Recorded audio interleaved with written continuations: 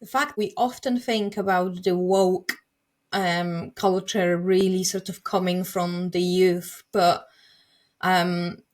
your argument was a bit different. You sort of leveled an accusation towards us, I suppose, millennials, that initially when the woke arrived on the scene, it was older people that were supposedly be wiser that fell for this. So do you Yes. want to just um, tell us more Sure. about it, and how did you actually arrive at that realization?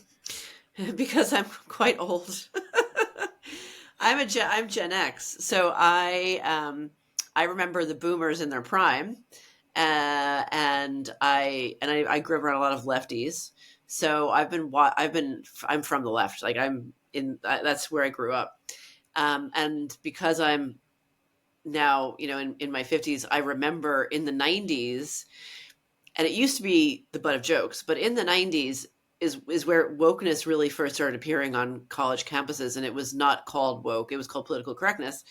And there was all these crazy stories, like places like Antioch in the US, and I forget where else, like doing these really performative and kind of authoritarian um, activities, and instituting these measures to control like male sexuality. Like they had date rape policies and stuff that at the time were like widely laughed at by the rest of Mm-hmm. the people on the left. But that literally, they literally won. Those people got the last laugh. That became the norm. It just took them 30 years to grow. So it's certainly not an invention of millennials. It's certainly not an invention of Gen X, or sorry, Gen Z.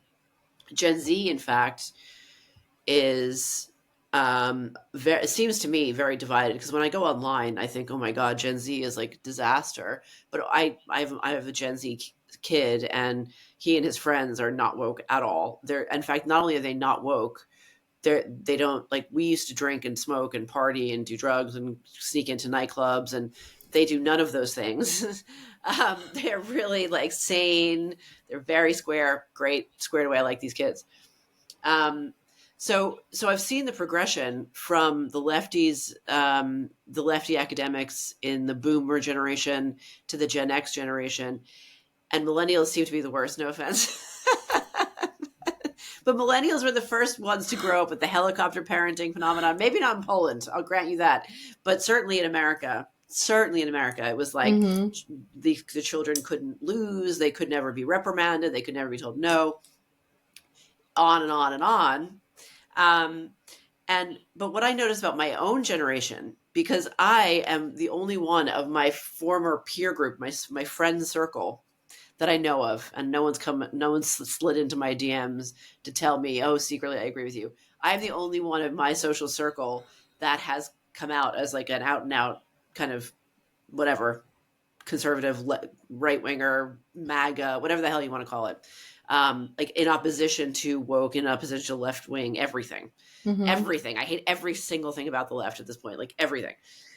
So I watch these people, and in case any of my friends see this, I'm not talking about, if you're still my friend, like, I'm not talking about you, but other people that I know that I still see on social media, whatever. Um, there's this really bizarre need to support and keep up with and endorse, like, that the Gen Z insanity, like the Gen Zs who are left wing are completely batshit. They're just batshit. They're dumb. They have no idea what they're talking about. They're like really embarrassing. But the adults, instead of saying, guys, okay, gather around, let me tell you a story about reality, and let me teach you, because I am the older and the wiser here.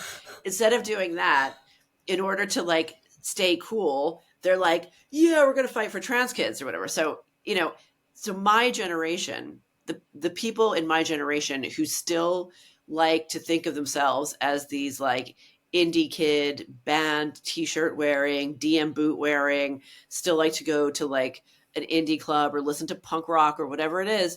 There's a strain of those people that are indulging this Gen Z, especially around the trans thing, insanity, because they've just conflated it with their own youth. And our youth was pretty benign, actually, and it was really fun. I will say that it was a lot of fun, and it was it was okay. It was good. It was great. I mean, maybe we were a little too wild or whatever, but whatever. So like people think, well, I did this when I was a kid. I protested when I was a kid.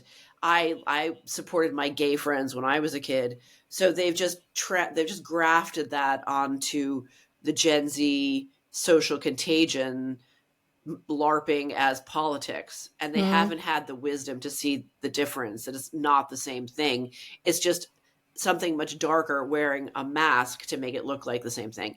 And it's disappointingly large number of my former acquaintances have fallen into that trap.